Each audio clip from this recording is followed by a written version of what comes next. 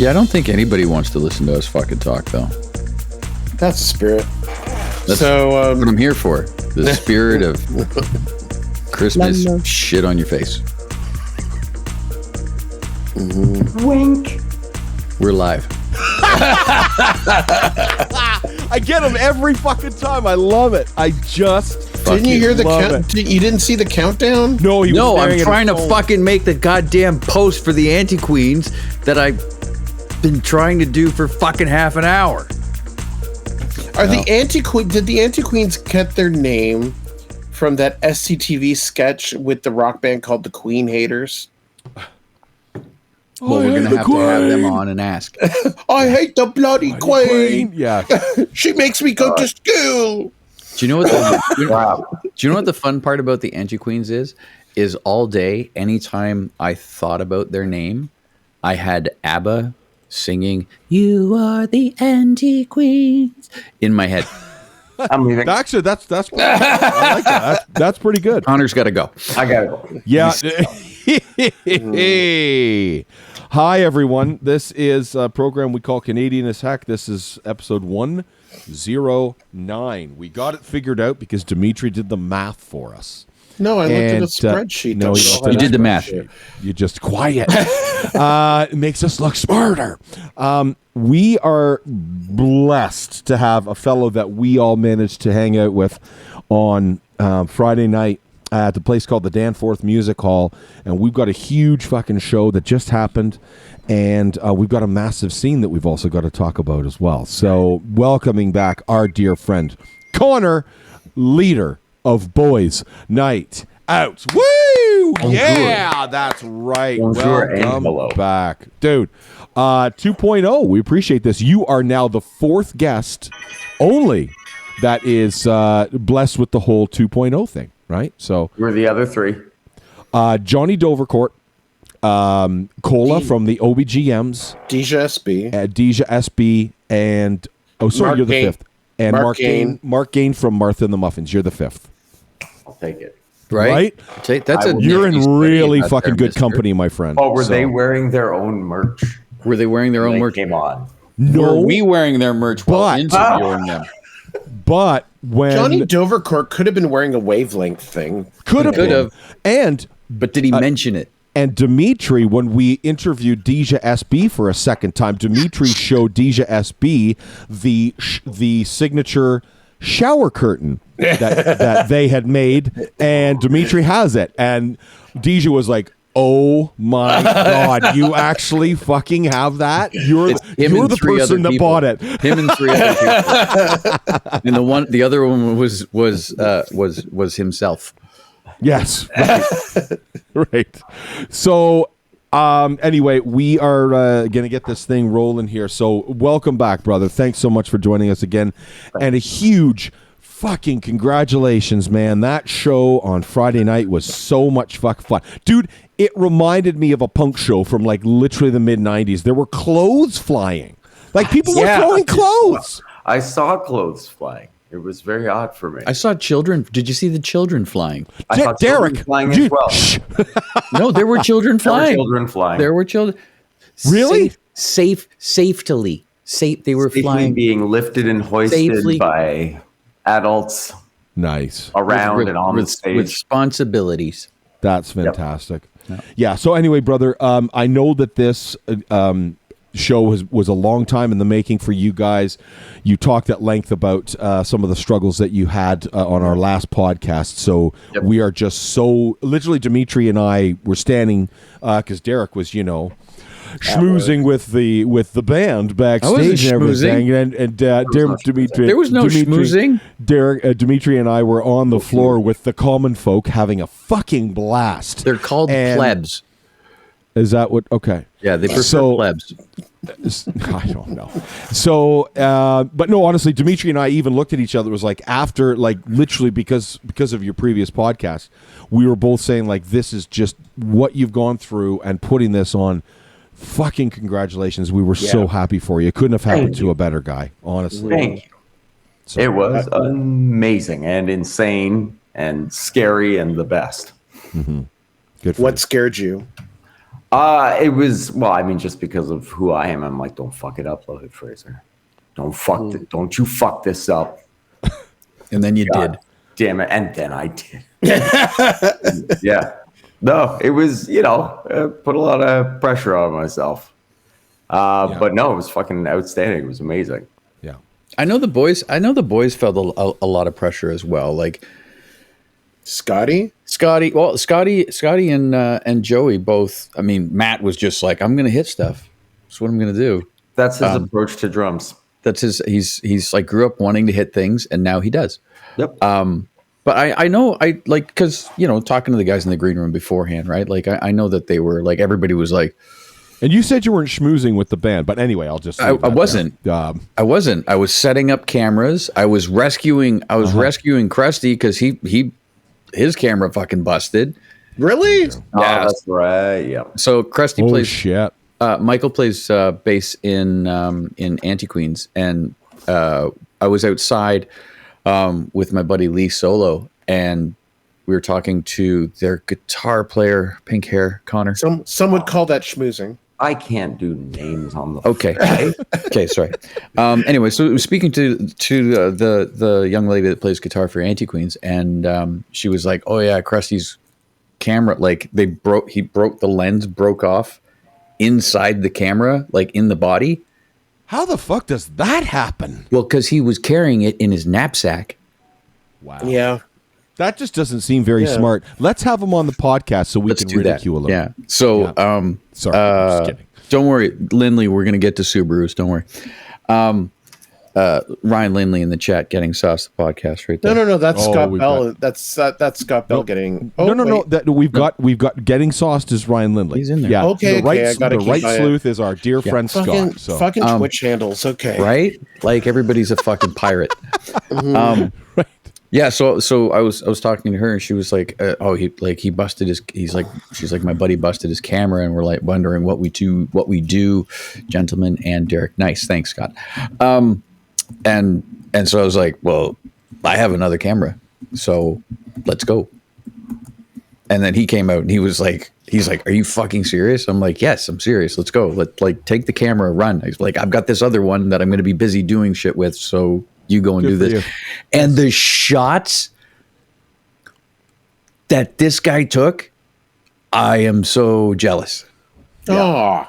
They are. Oh, hello. They are. Fuck. I've got the raw files, and I'm like, oh, these are so. Like he posted his black and whites and stuff, but like the raw files, the color versions, because I'm a big color person anyway, but the colored versions of stuff are just like. I'm like, holy shit, these are gold. There's like 3 or 4 of you, Connor, where you're just like big, like you're just big, right? And it's just they're so fucking epic, and like you got the lights and the fog and the shit behind you and stuff, and it's just amazing. Nice. I'm gonna put this conversation on hold really quickly because we're gonna throw to one song really fast because we're changing because Craig's got a Google. Otherwise known as DJ Seamless now. That's what I call him. I don't know why. Me? Oh, yeah, because you're mixing. Because you're mixing. Because you were like you mixed those 2 songs, and I honestly didn't know where one left off and the other one picked up. So I decided to call you DJ Seamless. That's the nicest thing you've ever said to me, Derek Lewis. I'm glad we're recording. As someone, I'm actually going to put that on my tombstone. You should. This will be the last time it happens. As someone who's part of this show, I am just so curious as to what's going to happen now. Oh, we're gonna throw to a really quick song. Yep. Almost and then Derek. Keep talking, Derek. We do that so that like we can introduce you to the musician that we have, right? Yeah. So we have that. So we're gonna play one quick song. Then we're gonna come back. We're gonna have more of a chat about the experience at the Danforth Music Hall. 50 Million People Can't Be Wrong or Broken Bones? Which version? Ooh. The EP one. Yeah. The one that's the EP one. The exact link I sent you. I have like 6 versions right now. So it'll say demo version. Yeah, it should say demo next to it. Yeah. Got it. Yeah. Got it. Seamless. Okay. Throw away, Derek. Throw away. No, I'm going to let Connor, if you could introduce this. Yeah. I will absolutely introduce this. This is one of the first 2 songs we ever recorded. This is the demo where I am playing drums and singing, and Jeff is playing guitar and bass. Wow. It's just the 2 of us before we even had the band members. And it's a sketch artist composite. First 2 songs we ever recorded. Right here, Revolution Radio Canada, Canadian as heck.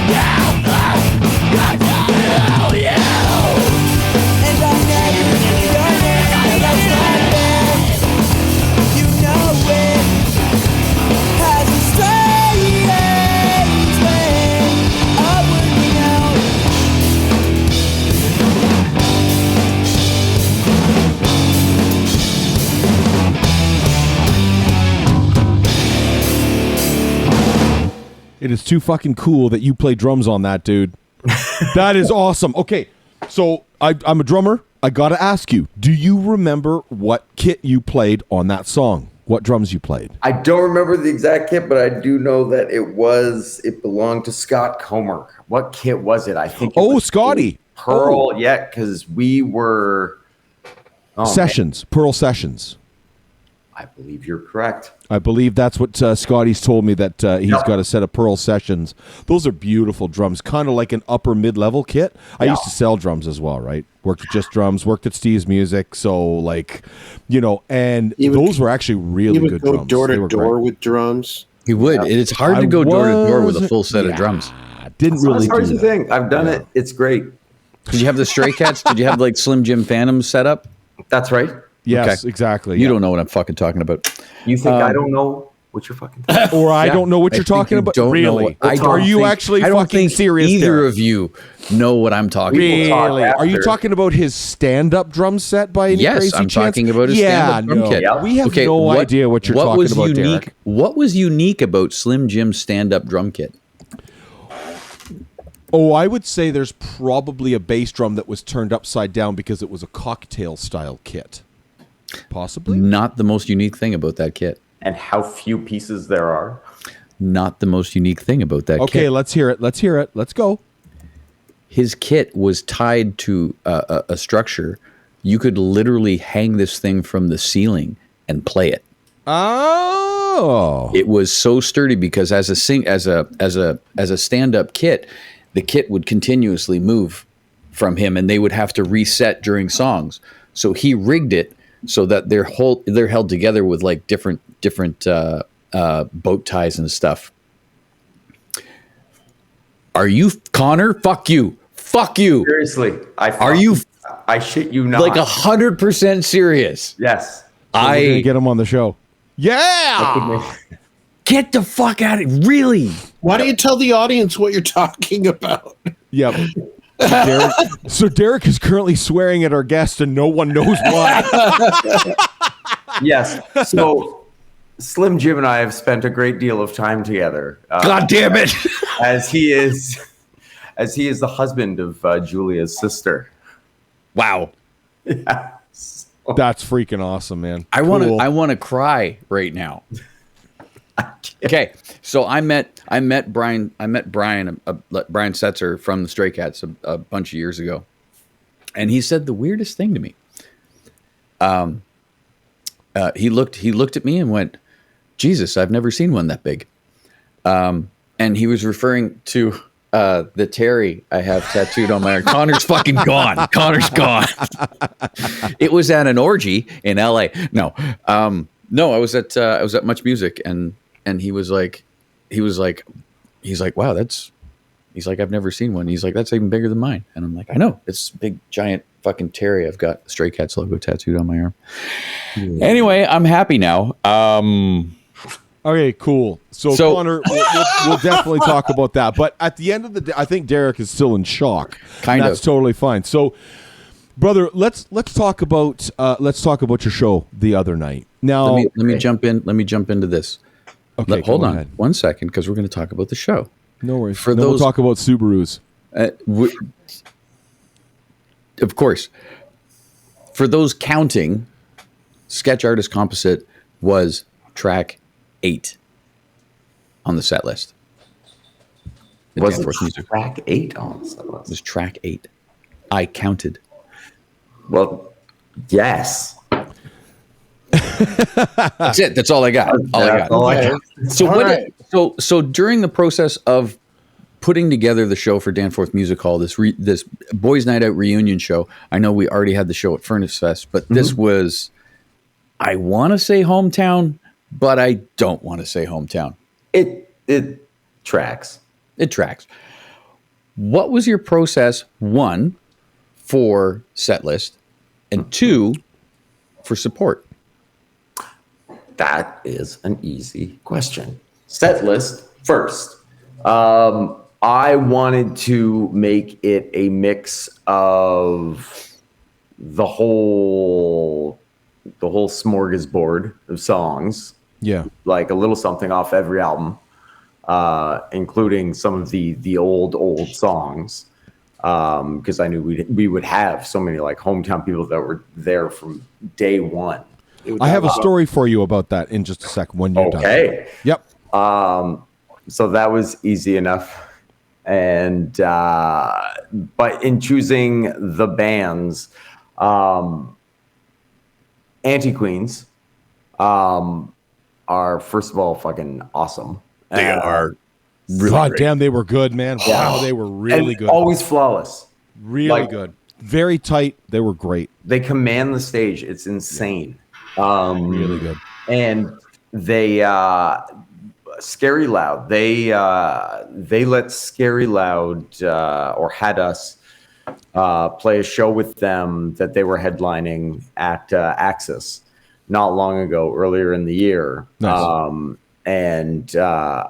It like I was like, I know this show is going to be fucking amazing. It's going to be so much fun. So I wanted to thank them and have them on because I am also a fan, and I thought it would be an awesome show for them to play.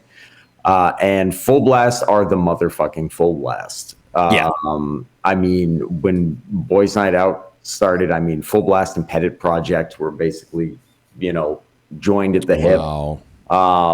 And, with Boys Night Out as well. Back in the early 2000s, 99, 2000, 2001, we played together a lot. So yeah, there was, and when I found out that there was the possibility of them coming out of retirement to play this show, I mean, there was no question. Yeah, they hadn't played in how long? It had been quite a while. Like as a unit, yeah. Like they haven't played in like a fair amount of time. Yeah. And that was a minute. One of the fucking tightest sets I've ever seen from them. Yeah. Like ridiculously tight. Yeah. Yeah.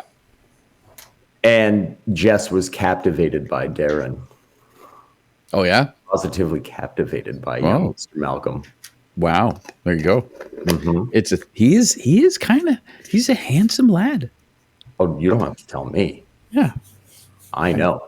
I know you know. I mean, you just outed you, Jess. Spent time. Oh, is Jess there? Hi, sweetheart. How's your tramp stamp? You can. For those who don't know, the Saturday, the next day after the concert, follow up. Yeah. Letting the audience in on the inside joke, in other words. Yeah, exactly. Yeah. There was a tattoo event. Yeah.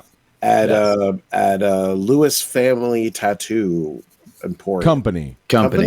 Oh, I like Emporium, but anyway, company. I'll change it just for you. I will literally go. Don't do after that. this. After this show, I am going down the fucking street. I'm gonna rip it off the fucking windows, and I'm gonna put new stuff up. That's ridiculous. Company is better than Emporium. Yeah. Sorry, Dimitri. I know Dimitri's brilliant, but company's better. So and it was like it was a boys' night out. It was a boys' night out tattoo hosted by Durkee, famous Canadian musician, band, singer Connor Gowan, Lawrence Gowan. Lawrence Gowan. Yes, I love Gowan. I would have loved if he had come. I love Gowan. God damn, I love Gowan. I would have loved if he had been there. I do. Well, listen. Let's tread lightly. So I'd really like to go backwards here. So what happened to me on just a real quick? I'm going to try and tell the story. Now it's about Craig. Sure. Shut up, no Derek. Nope. I'm going to try and tell the story as quickly as I possibly can. I met a fellow by the name of Nick who came from Stony Creek. He told me a story of the fact that he and his friends, there was 5 of them, were at the very first Boys Night Out show in the mid-90s. And he was literally like really emotional. He's like, we've all come fucking full circle. We're all still here. We're with the guys. And this is an incredible fucking night. And I introduced myself. He introduced himself. And I said, I used to work at the Edge and blah, blah, blah. And he said, do you by any chance know Martin Streak? And I was like, yeah, I was his DJ for 4 years. And he's like, he literally looked at me and gave me a big hug. And he was like, you know, Barry Taylor and, you know, John Davies from Punkorama. And like, so he started asking me with all the people that I worked with. And, you know, it was an amazing conversation. I talked to him and gave him our card for Revolution Radio. So hopefully, Nick, you're hanging out with us tonight, brother. But anyway, it was an incredible conversation. For me, it came full circle because, unfortunately, like I was telling you off air, I was just so wrapped up in my own world as far as the Edge went, and I didn't, you know, unfortunately latch on to the whole Burlington scene. But I was, in a small way, a part of it because I was the DJ at the Kingdom for 4.5 years, right? So it's one of those things. Like, I remember playing Boys Night Out. I remember playing Monine. I remember playing, all of these great bands. I just never got it. And then at the end of it, my daughter was with us because Derek wonderfully got us tickets through you, Connor. No. Connor got us. Yeah, I know. I'm just saying. I didn't do shit. Okay, I'm just saying. At the end of the whole thing, my daughter looked at me, and I got really emotional when she asked me this question as we were driving home, and she just said, that interaction that you had with that fellow tonight at the concert, that really. She's like, I'm 14 years old. I wasn't alive when you were DJing for The Edge, and I didn't know this scene, but the place was sold out tonight. It was packed. And was Martin's streak that important? And that really fucking got me, man. And I was like, you have no idea, like, what Boys Night Out was to these scenes. And all of these scenes were kind of independently working at the same time, but they were all part of a massive collective. And I was just wondering if you could take us back to those early days, because, man, I'm telling you, when I literally got emotional when I saw fucking clothes flying in the air. I was like, this reminds me of a fucking show from '94. This is incredible, Yeah, it was. It was nuts. I mean, those earlier shows. Those were floor shows. Everybody's set up on the floor. Everybody, people stepping all over your pedals and knocking over the mic and you could get right up. Fuck, that's amazing. Everybody's face. You see pictures, videos back in the day of Fugazi of I am a patient boy. I'll wait. And fucking everybody's on the floor with the band. That must have just been amazing. Old Burlington YMCA. Yep. Right? What was it? Pine Room or Oak Room? I can't. Pine Room. That was where our first show was. Yep. Yeah. Wow. And Velour. Could you bring up? I know Scotty Comer has mentioned a bunch of the clubs back in the day, but some of the clubs that you guys frequented and kind of. Oh God, yeah. That with that scene that got built up. See. There would have been So we had in Burlington, the shows at a little place, the Iron Duke. You had the Music Center. You had, of course, the Oakville YMCA and the Oakville Pine Room. There was a church in Mississauga that always had shows in the basement, and that one was seminal. There was St. Mary's Church in Burlington. It also had shows in the basement, which was amazing. Where else were we playing a ton? The Legion, the Black Bull. Yep. That I know, yeah. Oh, man. And ultimately even shows at Kingdom and such. Well, I remember Trainwreck. There was the Trainwreck release or something about Trainwreck was at Kingdom, because I remember you brought me that. You were like, Derek, show up for this, and I was like, fuck yeah, will you? Yeah, that I remember. Yeah. And then I was like, who's that chick? Because that's when you had Kara. Yes. Yep. Absolutely. But yeah, it was all. We weren't. Oh, the Yellow Sub in Burlington. That was awesome. But fewer venues, more halls and church basements. That was where the shows were. And roughly how many bands would you say that there were? That as many as possible. Oh my God, so many. And all of us were in several at the same time. There were bills that we would play that I would be in 3 of the bands that were playing. And usually they started early too, right? Totally. 4 p.m. 6 o'clock, 4 p.m. Sometimes as early as 4. But I'd be playing drums in gym class joke. I would be singing in this was pre-Boys Night Out, but singing in Gang of Five Robots, and then also screaming in 2 Shades of Pain. And it would all just be on the same bill. You were very tired at the end of it. I'm a tired man always, but then more so, yes. Yes. Do you think that there was some sort of intangible force winding its way up and down the QEW in those days? I do. Yeah, like, all right, tell us about this intangible force then. I will tell you about the intangible force because it was giving rise to so many bands that would make a name for themselves, like in that era. So, I mean, you had Rainbow Butt Monkeys. Oh, yeah. Later, Finger 11 from Burlington. You had Grade, obviously, as well from Burlington. You had Jersey. You had Silverstein. You had, oh my God, I'm gonna forget every band I ever loved. Now, well, speaking of Silverstein, they just presented Comer with a gold record. With a gold record, yes, they did. They absolutely did. I was hoping to jog your memory on other bands. Thank you, but it didn't work. It didn't work. Okay, cool. Yeah, Pettit Project, but I mean, and that's really just the Burlington area. From there, you had, you know, the whole Sonic Onion scene coming out of Hamilton. Absolutely. Yeah. You know, Tristan Psionic, and you know, was 13 Engines from Sonic Onion? Say Creep Show. I will say, and Creep Show, of course. And no, say Billy Talent. Engines was it must be Sonic Onion. I must have been mixing it up, you know. But yeah, sometimes I'm wrong. I doubt that. He's Dimitripedia. Fact.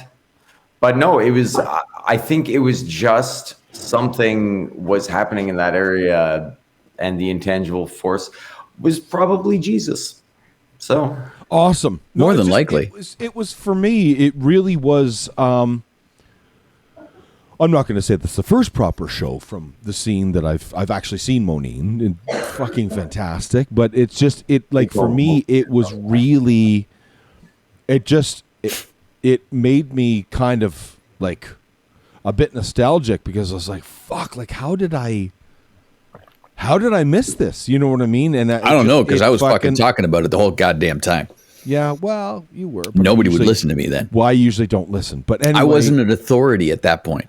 No, it was cool. Like so I'll be straight up honest. I mean, I literally looked at my daughter and I said, everybody in this room, or 3/4 of the people in this room right now, look like an old pal of mine, John Davies, who used to work for Sony Music, used to work for The Edge back in the day.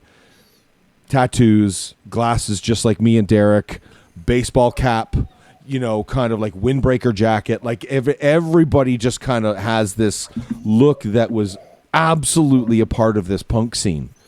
And it's called unmistakable. 2005 905 exactly. Dad. It was just it's what that's called. It's fucking beautiful. It was wonderful. Yeah. And I'm just looking around. I looked I just basically looked at my daughter and I said, like, you need to understand, like, you know, Derek has been friends with these guys for forever. Dimitri's been a part of this scene. This is basically everybody standing in this room right now, I used to DJ too. And I think for my daughter, it kind of just really, like, when, you know, this guy brought up Streak, because I've talked about Streak for her, you know, for like the last 10 years that she can understand Martin Streak, the name. That night, your show really made her understand just how important her being an alternative kid is. Because I told her, I said, you have to understand, somebody like Martin Streak and bands like Boys Night Out and all of these wonderful acts and DJs, we all kind of made it cool to be an alternative kid. Can I make a point here? I just, Craig, when you were talking about how Blake was saying, I think I was very sure impacted by the point of her bringing up Martin Streak, more impacted by the wording that she used when you were talking to that fellow. Yeah, you're right. Were those the words that she used? Did she say, Dad, you were talking to that fellow? Not fella, not guy. That guy, that dude. Okay, because I wanted to applaud Blake on the use of fellow. I'll join. I don't know if she said fellow, but too late. We're fucking applauded it. Shut up. Good stuff. It was fellow. Yeah, it's done. Mm-hmm. It's done. Accolades given. Accolades given. Now there were a multitude there were a multitude of really high points at Danforth. Mm-hmm. One of which was the beginning of that show. Oh yes, yes. When your wee lass came out, When little Marlowe came and introduced us, Dude. that was Holy that shit, was bro. You know what I loved most about that? Not her speaking, and I will say that outright. What I loved most about that was the applause when you came out, and she was in tow, and then everybody shut the fuck up. Yeah. Yes. Yeah. You could hear a fucking nail drop in that building. It was epic. And then she was like, and I've got it on film. Yeah. And she kind of like side eyes you, Yeah. and you're like, yep, go ahead. Yeah. And the mic comes up, and then she says a thing. Yeah. And that was high point of the frickin' evening, was that little moment of silence between you guys coming out and her speaking. Yeah. It was awesome. And that was obviously huge for me. So we'll put this out on the tattoo day on the Saturday. We're there and people are getting tattooed. I'm sitting there and that clip came up. Actually, I think Jess was getting tattooed, the tramp stamp. And when I saw that clip and I fully teared up and Yeah, I know you got quiet. Because we were all chatting for a little bit, and then Connor just kind of disappeared for like a good 15 seconds or so. Yeah, no, that was really good. Yeah. So aside from that wonderful postage stamp in time, and I love that there are so many little viewpoints of that. Yeah. Right. Like that's just it's. I mean, the internet is forever. So that's going to be there. She's going to watch that. She's going to be 25, and that'll pull up. Hopefully, that'll like the internet will still be there, and that'll pull up. Aside from that spectacular moment, and everything else that went on with the night, what was your definitive high point? Definitive high point of the night, and I can't use that one. I couldn't pick one, man. I straight up couldn't. Yeah. Because I think that like for me, standing back where You're I muted, Craig. Sorry, I can. And as a matter of fact, But Dimitri was talking, so you fucking hold on. sorry, Dimitri. yeah, because like because I'm back now. Whoa, I'll be over here when you need me. Yeah. Fuck back, Dimitri's talking. So for me, I just thought just like the people in the pit moshing, crowd surfing and everything, I just thought like they looked it looked like it meant like all the souls that the soul bearing that you did when you recorded these songs originally, it meant as much to them now as it did back then. It's like it's still the music still holds that importance in their lives still. And so I couldn't really pick out one moment. Craig is going to. Yeah. I will allow him to. So, like, thank you, Dimitri. I greatly appreciate you Craig. allowing me Speaking to. Go to ahead.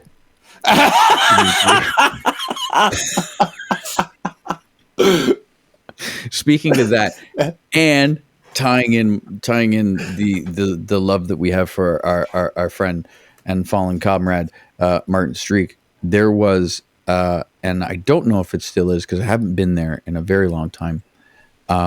I know Ivy's worked there a couple nights in the past little while, but there used to be a quote from Martin that was put on the wall at the Phoenix Concert Theater. And I'm going to bastardize the shit out of it because I don't remember it exactly.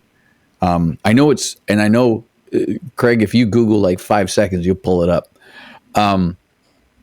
but it's along the lines of music. Music is one of the most powerful things on the planet. It has the ability to transport us back in time to little bits and points in our lives where those emotions were at the surface.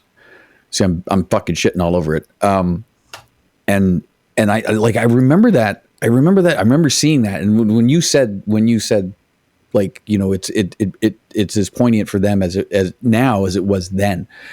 I would argue that I would say it is more so.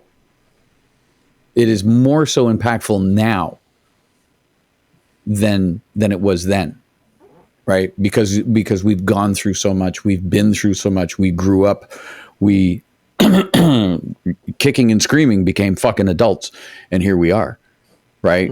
But yet we still have those aspects of like young kids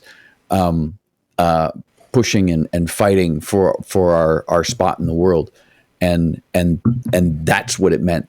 That's what it meant. That's what it meant at the Danforth. Well, I can imagine like an album like Trainwreck for a lot of the people there was life altering, because like before they heard the album, they were walking along this trajectory, and then Trainwreck just sort of like maybe move them a little bit this way, and they wouldn't be the people they are now. Yeah, totally agree. Make yourself sick for me as well is just a fucking brilliant record. Yeah, no, but you don't have to say anything to it. I think like we're giving we're just essentially giving you the love, basically, brother, that you deserve. Yeah. Like that's really what it is, you know. And it's just like something I've been thinking about since Friday, like just watching like the reactions that people had in that room, you know. Yeah. Like like our friend Scott was talking about like a friend who flew from Edmonton to Toronto for that show. Yeah. Mandolin Adams. Yep. So unbelievable. If I may, we're just going to play. I'd really love to play. Did you have to fly, Connor? Are you like time? No, man. I moved a couple weeks ago, and I'm just chilling at our place now. So all right. Our new place in the Hamiltons. In the Hamiltons. I've let it out. Now people are going to be at your fucking door. Sorry. We've got fine. The address is. Yeah, no, don't. See, the microphone's on. Speaking of tattoos, Connor, how's yours? Mine feels great. Nice. It feels lovely. Good. I forgot what it felt like to get tattooed. It'd been a hot minute. Yeah, it sucks. It does. It absolutely fucking sucks. Thank you for peer pressuring me into it. You're very, very welcome. Derek is not only an artist, he's also covered in them. So there you go. Yeah. Okay, so we're going back. Not only the owner, also the client. We're going back to an album that was Scotty Comer produced back in 2003. Oh, Make yes, yourself you are. sick. This fucking album is so good. This, for me, I believe, is one of the highlights of the show. It's Dylan, You Know the Drill. Fucking brilliant, dude. We're playing it right now. Right here. Canadian as heck. Revolution Radio Canada. Refresh your beverages, boys. 3 minutes and 36 seconds.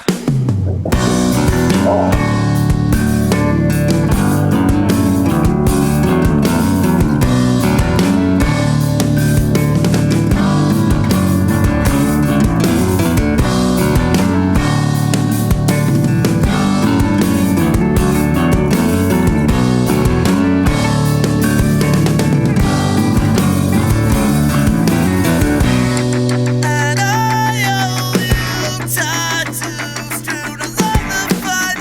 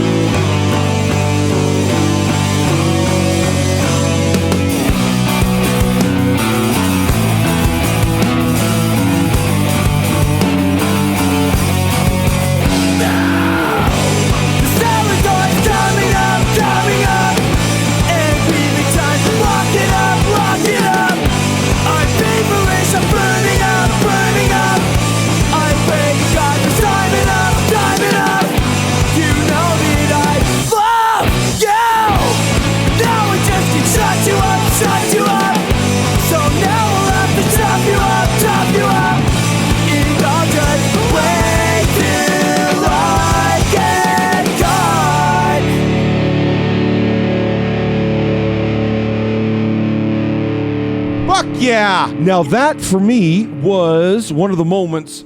So I talk about, is it called? Fuck, I can't remember. Is it called I Am a Patient Boy?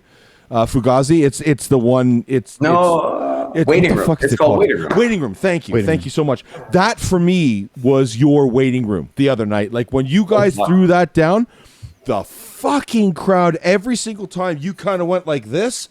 Yeah. They were just fucking freaking out. And both my daughter and I looked at each other and were like, that's their Fugazi. Like it was just, anyway, so I just had to say so that. That's, I will say this flat out. If there is something that Boys Night Out is fucking known for across the board, it is goddamn gang vocals that everyone in the room can and will participate with at any goddamn time. Yeah. Every goddamn time. Yeah. There was always, crowd participation, gang vocals, everything. Call and answer, all that shit, man.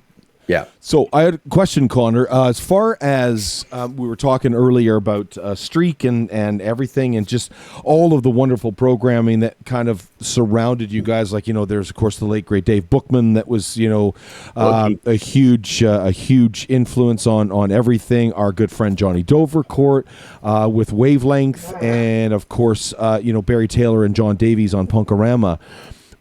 For you... could you point to either a year or a gig or a band or something that made you realize, holy fuck, this is happening? What is... well, let's pinpoint what is happening. Like there is a scene out there, that there is just this thing happening. Well, I think a scene is it. I think... Okay, so a scene could maybe be a little bit too broad, but I think what I'm wondering is there a point where the Monines and the Finger 11s and the Billy Talents and you guys and everything, everybody kind of got together. It was like, holy shit, this is really starting to take shape now. We're moving forward. Yeah, I mean, Grade was always huge for me specifically, but for us as a band.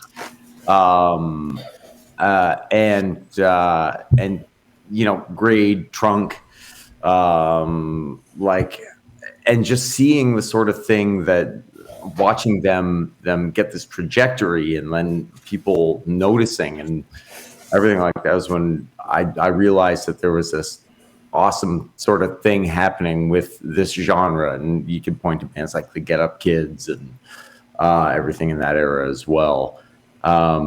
But for me, especially hitting home, like local was great. Okay.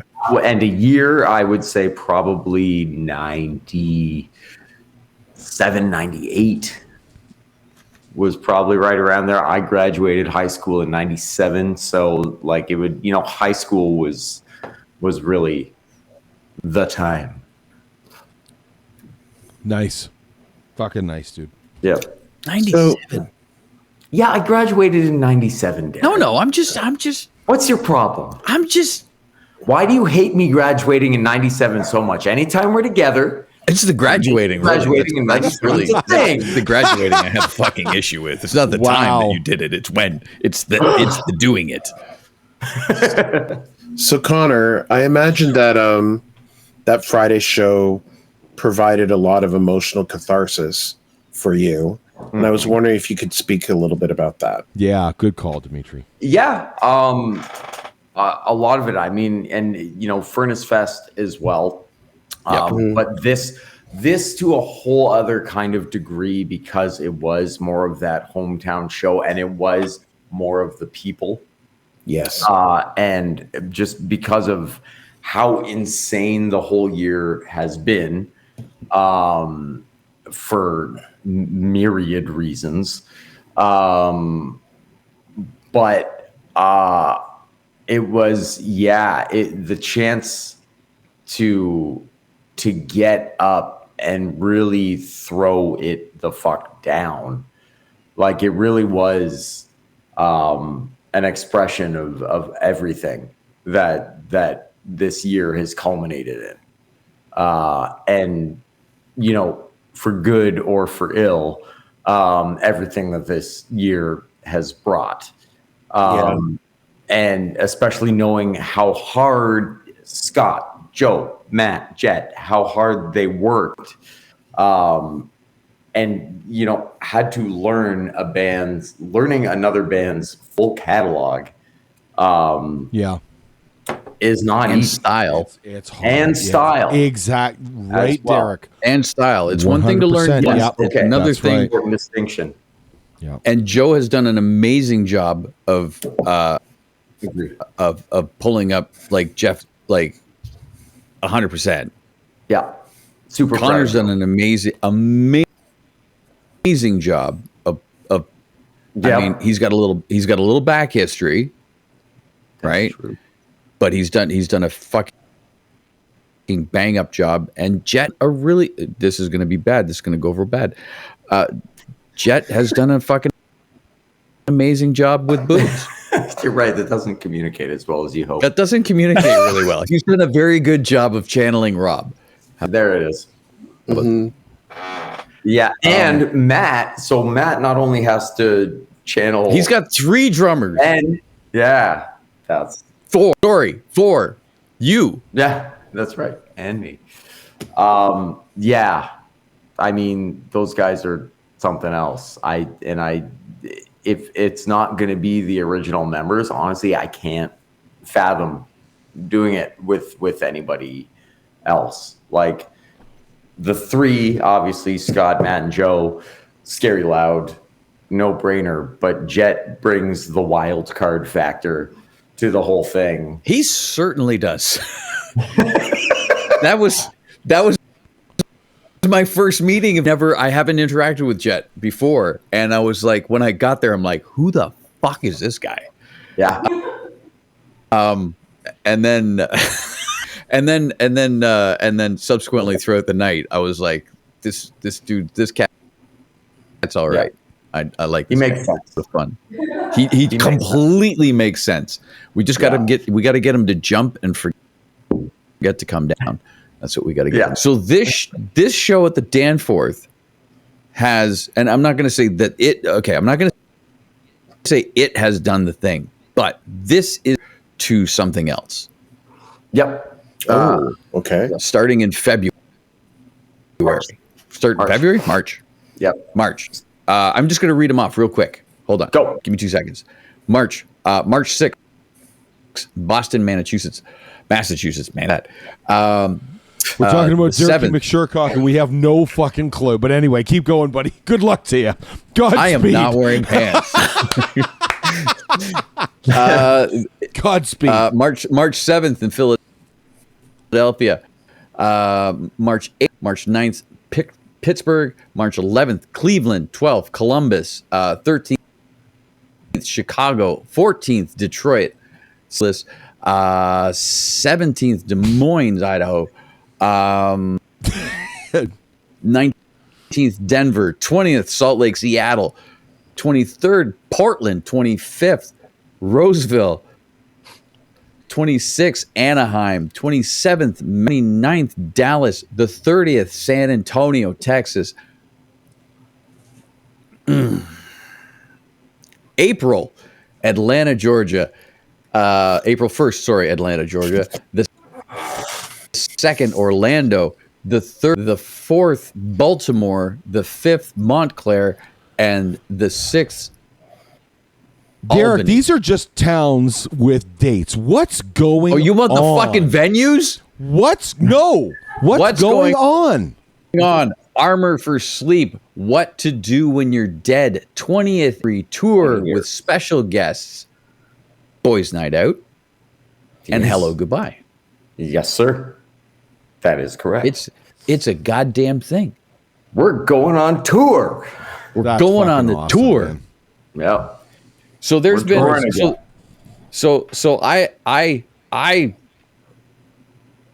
we and I'm not gonna say me.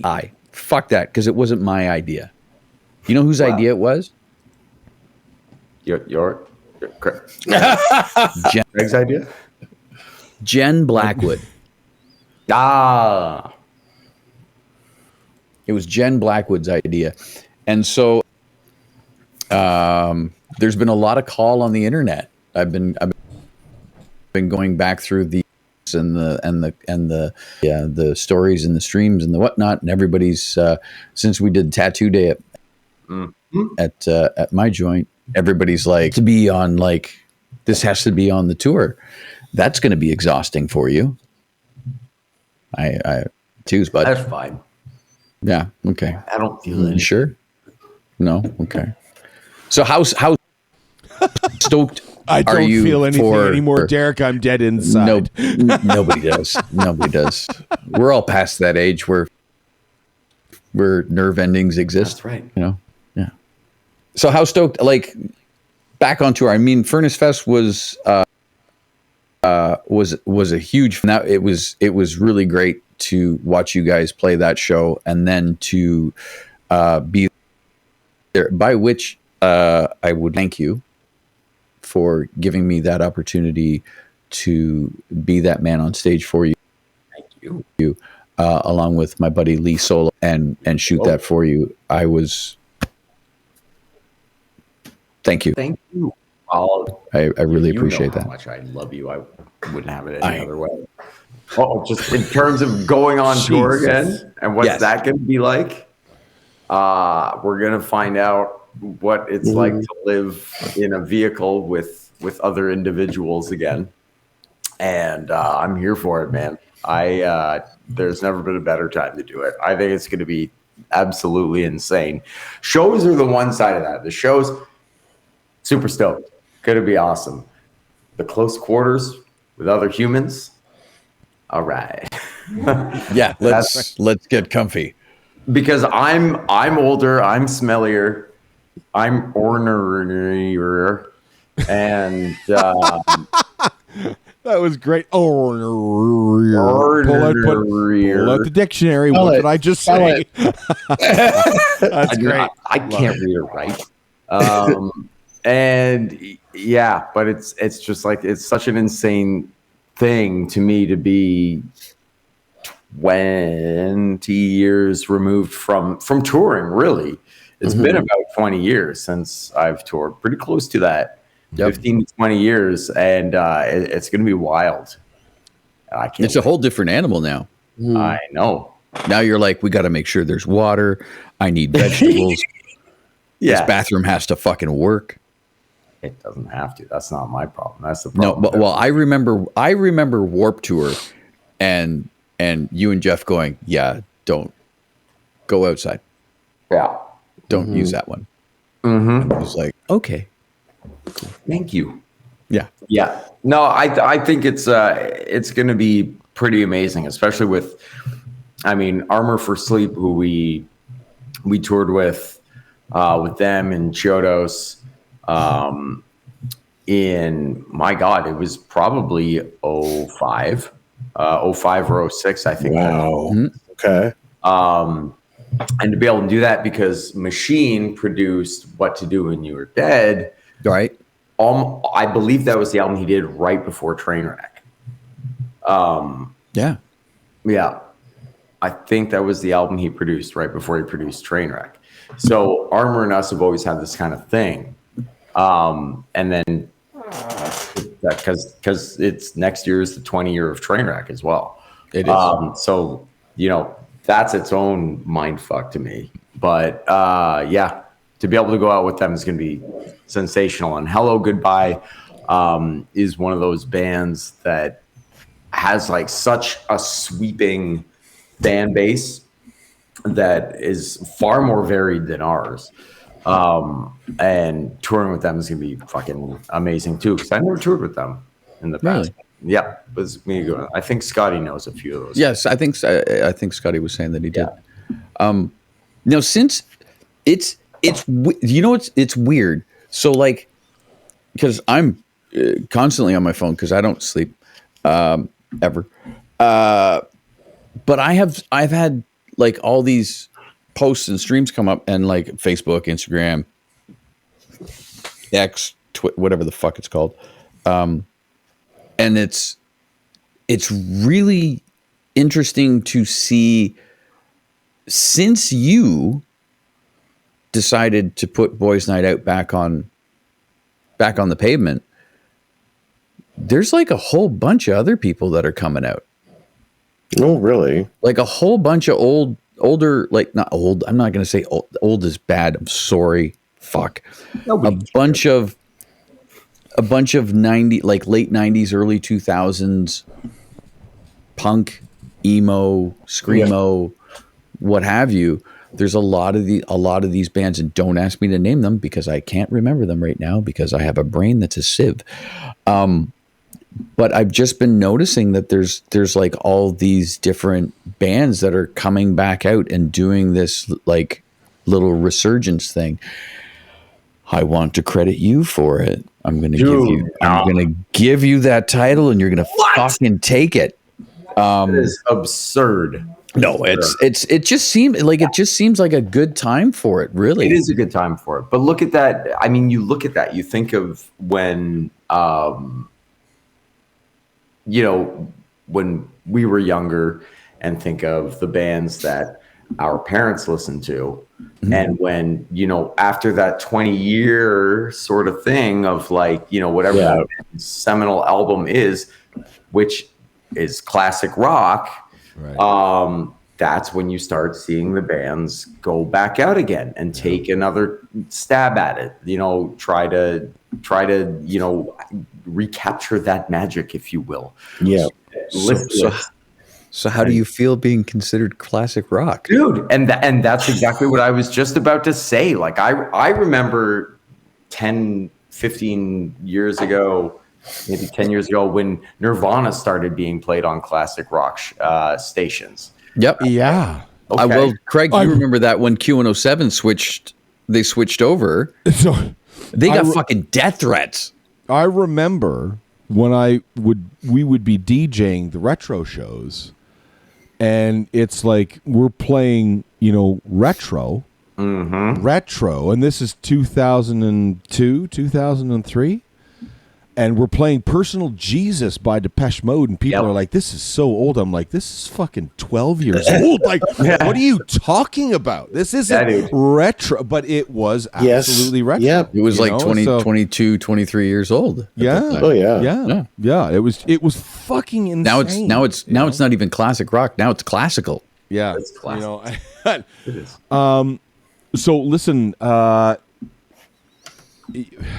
if anybody has any more questions, I think they need to be asked right back now. For a quick sec. Absolutely. Hey, please do. Dang it, Derek. When you started darling. talking, you were saying, it wasn't my idea. It was Jenny Blackwood's idea. Here's all these tour dates. People keep asking for tattoos and their things. I was hoping that what you were going to say was that we're going to go on tour with you guys. 100%. Do tattoos at every show. I will 100% clear my fucking schedule, and we'll do that. Mm-hmm. I'm sorry, what? I will 100% clear my fucking schedule, and we will do that. Okay. But you're also going to pay me.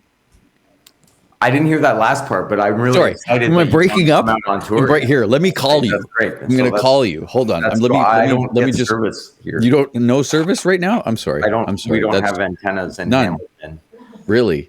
Yeah. Okay. That's too bad. Hold on. I'm just gonna.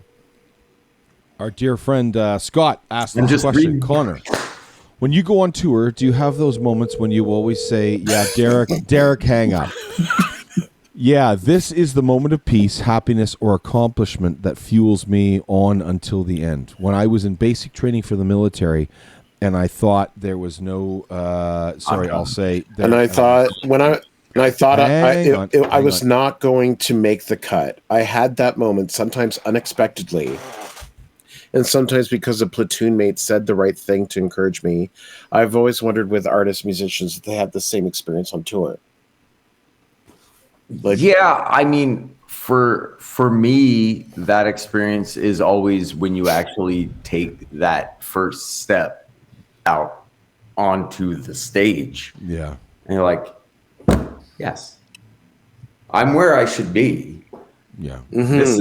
This is the everything. Like, this is I mean, I've been masquerading as a corporate working individual. The word is shill.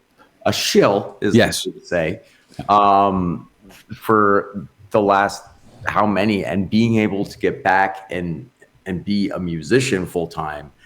This is what I can do. This is what I'm good at. This is what I love. I don't know what the fuck I was doing previously, but it was nothing that was making me even remotely feel any amount of joy or 100%, dude. Or peace. I'm totally there with you. I found a job recently that it's like, Jesus, why wasn't I doing this fucking 10 years ago? You know what I mean? Yeah. I get you. I hear you. Straight. It's I've been playing this little game to put on some silly ass mask for a long time, and it's nice to actually feel like myself again.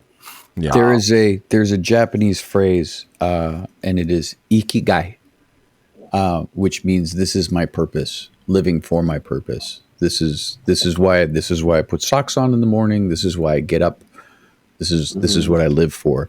There is a group of like blue zones throughout the world, but there's a blue zone in Okinawa, and they there's people that are living till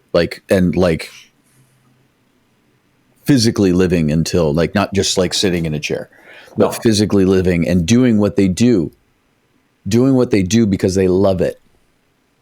And ikigai is the phrase, and they're living till 108, 109, 110, 115, 120, right? Because what they do is so fulfilling to them, because what they do has so much purpose, so much meaning for them in their lives. And regardless what excuse me, whether it's pottery, whether it's singing, whether it's their great. There was a TED Talk recently. I can't remember the guy's name. But there was a TED Talk on it recently, and I was listening to it on talk radio the other night, where he went around and he interviewed all these different people in these different blue zones, and Okinawa was one of them. And there was one lady who was she was 109, I want to say, and her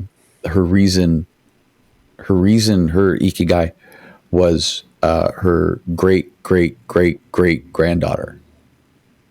And he asked her, says, what's it like when you hold your granddaughter? And she said, it's like taking a piece of heaven. Right.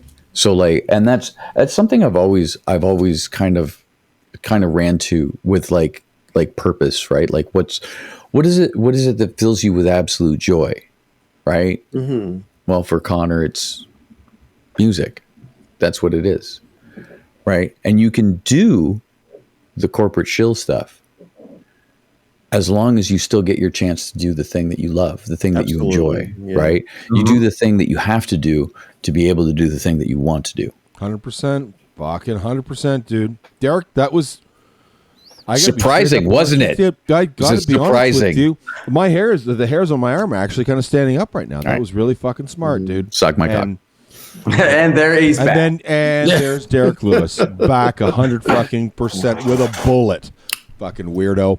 Anyway, no, seriously, that was great, Derek. Seriously, no joke. So, but yes, if you want me to fucking boot out on tour, I 100% fucking will. We shall talk. We shall talk. Okay. So I think this is going to be great because Dimitri and I are going to have Connor and Derek on the road for 2 months. This is fantastic. So we're going to get so much content. It's going to be great. Okay, so here we go. Even the right sleuth is like, fuck Derek, way to destroy the mood. What? LOL. That was a great mood. That's so funny. It was a mood. But the thing is what's brilliant about it is it's a mood that you actually created and then you destroyed it. But anyway, it's all good. So, okay. So Connor, everything I said about Okinawa is 100%. Thank you so much for being here with us tonight, brother. We just want to we're going to give you the floor here, just for the next 30 seconds, minute, 2 minutes, whatever the fuck you need, to basically just, if you don't mind, sharing your thoughts and all the wonderfulness that way to put the man on the spot. I know. Don't put it in the chat or anything. We're gonna do this to you at the end. You got to be as profound as Ikigai. Well, I can't. And This instead, past Friday, if I'll those wrap it two up bastards by saying would let me talk. Anyway. what Durkee said. And that's how I'll wrap it up. I mean, what else do you say?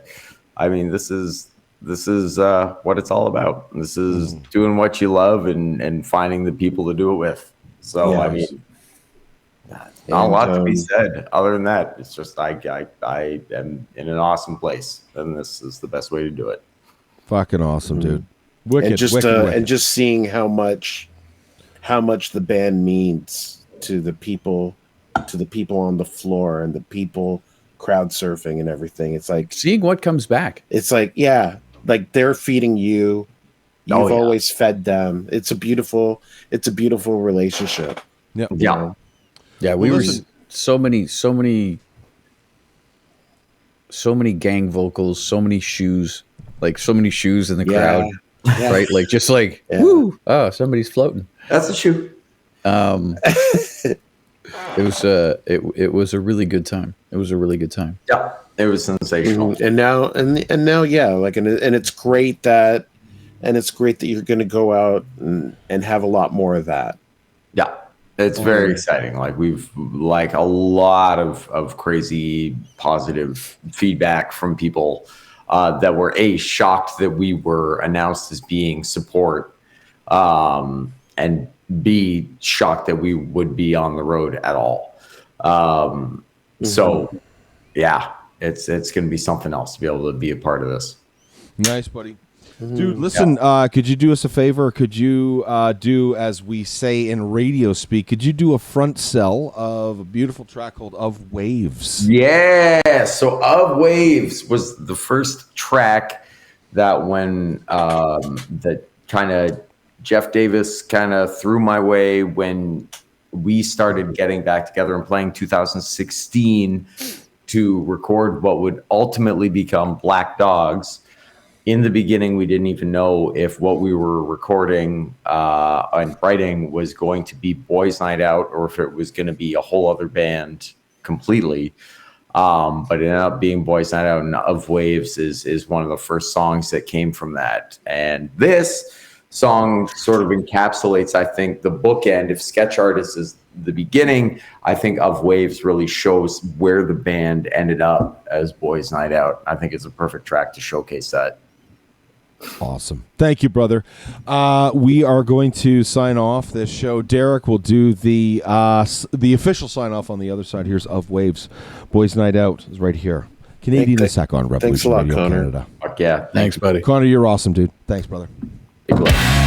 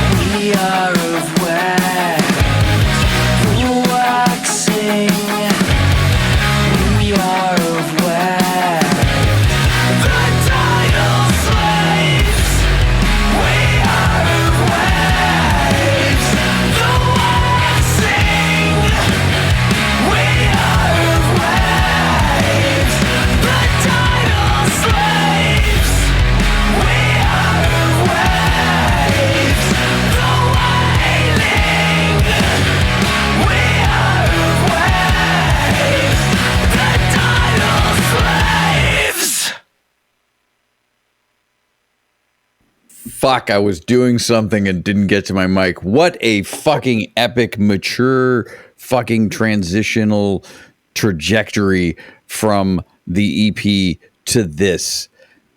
We were talking to Connor from Boys Night Out. Thank you so much for listening. We have been Revolution Radio Canada. This has been Canadian as heck episode. I have no fucking idea. 109, 109, 109. 109. Good. God bless. Thanks for hanging out.